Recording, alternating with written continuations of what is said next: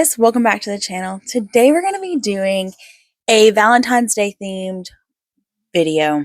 Today we're going to be doing some of the books that I have read and enjoyed that have the fake dating trope. This is a trope that I absolutely love. If it's got fake dating in it, I will at least try it because I love fake dating. Why I love fake dating, I have no idea. It never works in real life. Like, that never actually happens. Maybe that's why I like it so much, is because it's not going to happen in real life. Like, I don't know anybody that has done like a fake dating thing. Like, I think it's very unrealistic, but that may be why I enjoy it so much in books. So we just have a quick list. I think I may have like 10 books on here. Not very many, but definitely enough to keep you busy for the month of February. This first one was a YouTube darling for a while, and that is The Love Hypothesis. So in this one, we have Olive, who is a PhD candidate, and her friend is giving her a hard time about her romantic relationships, or lack thereof, really. And Olive, trying to get her friend off her back, just kisses the first guy that she sees. Turns out he's a professor at the college. He is not one of her professors, he's just a professor in the building. So there's no like teacher student dynamic. From what I can remember, that's very much a STEM romance. Like, Olive is in STEM and they're scientists and that type of thing. It's an Allie Hazelwood book, so I probably correct. She does a lot of females in STEM, so I think that that's right. But I do know that they're in like the scientific field, so I'm close at least. But when I read this one, I remember liking it well enough. I didn't love it the way that everybody else seemed to love it. And I think I just didn't really jive with the characters and their personalities. And like, I didn't really believe their romance very much. But everyone else loved this book. So you probably will too. This next one is by Christina Lauren, and that is The Unhoneymooners. This one, we were following Olive and Ethan, and they are the best man and the maid of honor for their friends or family members' wedding. What happens is that everyone at the wedding got sick because they ate this particular thing and they got food poisoning. Well, Olive and Ethan don't eat whatever that thing is, and so they're the only ones that aren't sick. Well, because the bride and groom are unable to go on their honeymoon, they convince Olive and Ethan to go in their place. So Olive and Ethan have to spend the whole time pretending to be recently married. And it's funny because they hate each other. So it's a little bit of like enemies to lovers, but with fake dating thrown in. Well, I guess it's more fake dating with enemies to lovers thrown in. I read this one several years ago, and I really love this one. I think it was a great time. I hadn't read a ton of Christina Lauren at this time, and I don't remember many of their other stories, but I remember this one. So I think this one is probably my favorite of their stuff. I just really like the characters. I think it's funny, and I also really like the shenanigans. I think that's why I love like fake dating, is because they always get put in these positions of, now this is awkward, or we have to do something to like prove ourselves or prove our relationship, and it's always a great time. And that's why I love enemies to lovers, is because like they have to, and they don't have to, but they end up doing like shenanigans and things to each other, and it's so funny. It cracks me up. And so I think having both of those in this is so much fun. This next one is Better Than the Movies. This is by Lynn Painter, and I read this last year and I had the best time. Now, it is young adult, but I had the best time reading this story. It was so cute and fun, and I love their relationship. It's also a little bit of like enemies to lovers thrown in. I love those two tropes together. It's so much fun. But so we're following Liz and Wes, and Liz and Wes are neighbors, and he gives her a hard time. They're fighting over this parking spot out in front of the house. Like, they will put random stuff in the parking spot so the other one can't get it. So funny. And so they give each other a hard time in that regard. So they're not like super big enemies, but enough that they annoy each other. Well, Liz really likes Michael, and Wes knows Michael. And so Wes and Liz sort of have like this fake dating. I'll teach you how to socialize, and I'll take you out and introduce you to like the crowd or whatever. So it's a little bit of fake dating. I loved the back and forth in this. I loved Liz and Wes together. I thought their dynamic was so much fun. This next one is The Fill In Boyfriend by Casey West. I read this one probably during COVID because I would listen to a lot of Casey West while I was running, and that was during 2020. So I think that I read this in 2020. So it's been a minute, but I had a really good time and I enjoyed it for what it was. This is also a teen romance, but it's very cute and I really liked the characters and I just it's a fake dating, so I enjoyed it. I'm not that hard to please. So we're following Gia, and her boyfriend dumps her right before the prom. And I mean, like in the parking lot of the prom going on, dumps her. So she sees this dude in a truck waiting to pick up his sister, and she convinces him to be her boyfriend for the night. So he does. I don't remember how she got him to do it, but I think it really took some convincing. But none of her friends know, and so she actually really ends up liking him, and because her friends don't know, then she has to continue to fake stuff, and she has to figure out a way to actually be with him while not admitting to everyone that she had lied about it, and I just think that those are so much fun. The next one on this list is an Abby Jimenez, and so we all know that means that it was fantastic. This was Yours Truly. We're following Bree and Jacob, and Bree is a doctor. Jacob's new to town, and he is a new doctor in their ward, I guess is what you call it. And he gets on her nerves. Like their very first interaction, she is annoyed with him. And he ends up sending her a letter to sort of apologize because he's much better in writing than he is in person due to the fact that he deals with a lot of anxiety. They start becoming friends and things, and they agree to fake date in order to help with like social situations, like when you have to go to your family and you don't want to go alone, you need like a crutch to kind of lean on. That's kind of what they are for each other. And I love an Abby Jimenez novel. If you've not read anything by Abby Jimenez, dude, you are missing out. She is fantastic. Her characters are fully fleshed out. Her stories are about more than just a romance. There are actual stakes involved. And you really feel like you know these characters. And she really makes you invested in her books. And so it's so good. And I highly recommend Yours Truly. Although it is not the first one in like this companion novel. So be aware of that. Part of Your World is the first one. So if you or a stickler about reading things in order for the companions, Part of Your World is the first one.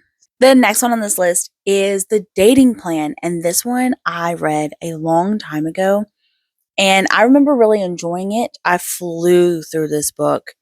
We have a little bit of like second chance in here as well because we've got Daisy who is um, trying to deal with her family who want her to get married, but she's like, it's not happening.